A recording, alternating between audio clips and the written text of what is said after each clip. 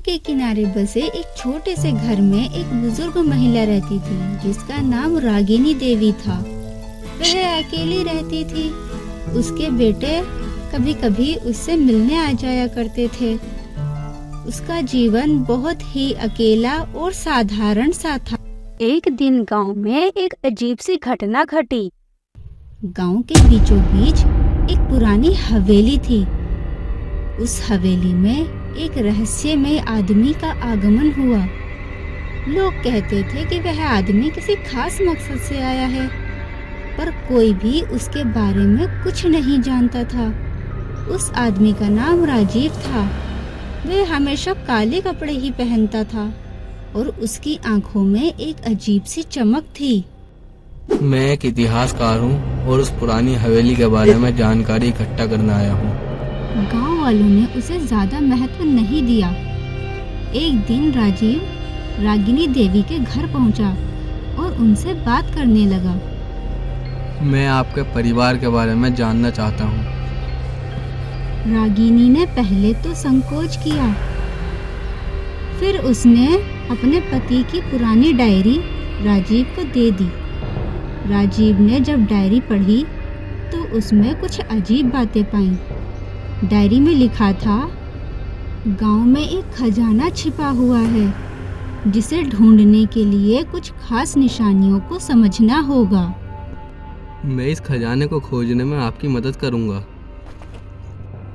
चलो फिर इस रहस्य को सुलझाने चलते हैं। इसके लिए हमें पहले पुरानी हवेली के अंदर जाना होगा। देखो, यहाँ एक पुराना नक्शा है। इस नक्शे के अनुसार खजाना गांव के पास वाले जंगल में छुपा है। जंगल में जाकर खोजना चाहिए। क्यों ना मैं ये नक्शा चुरा लूं और अकेले ही खजाने की खोज करूं। इस तरह सारा खजाना मेरा हो जाएगा। अरे, नक्शा कहाँ गया? राजीव, राजीव! जरूर राजीव ही नक्शा चुरा कर भागा है। उस राजीव पर विश्वास करना मेरी सबसे बड़ी गलती थी, लेकिन मैं हार नहीं मानूंगी। मैं गांव के मास्टर जी के पास जाकर उन्हें सब बताऊंगी और उनसे मदद मांगूंगी। ठीक है, मैं तुम्हारी मदद करूंगा। हम दोनों एक नए तरीके से खजाने की खोज करेंगे। मेरे दादाजी ने भी मुझे एक ऐसा ही नक्शा दिया था, लेकिन मैं उसे कभी समझ नहीं पाया। इस नक्शे के अनुसार राजीव गलत रास्ते पर खजाना ढूंढ रहा था। खजाना हवेली में ही है। चलो हवेली वापस चलते हैं।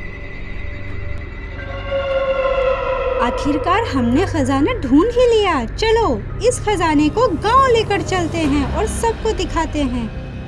इस बक्से पर लिखा है कि इस खजाने का असली मूल्य केवल तभी समझा जा सकता है जब इसे सही कारणों के लिए उपयोग किया जाए।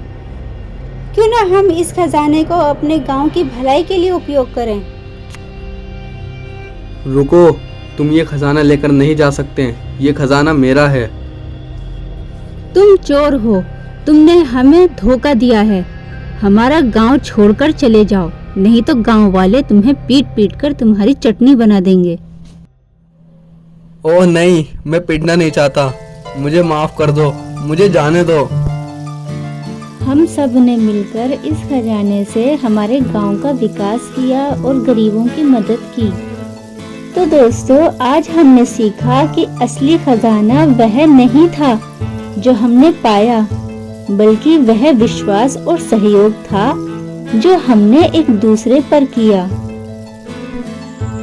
इस घटना ने गांव की दिशा बदल दी और राजीव अपराधी को भी उसके किए की सजा मिली और गांव में पहले वाली शांति दोबारा लौट आई। ऐसी ही रोचक कहानियाँ सुनने के लिए हमारे चैनल को सब्सक्राइब करना ना भूलें। धन्यवाद।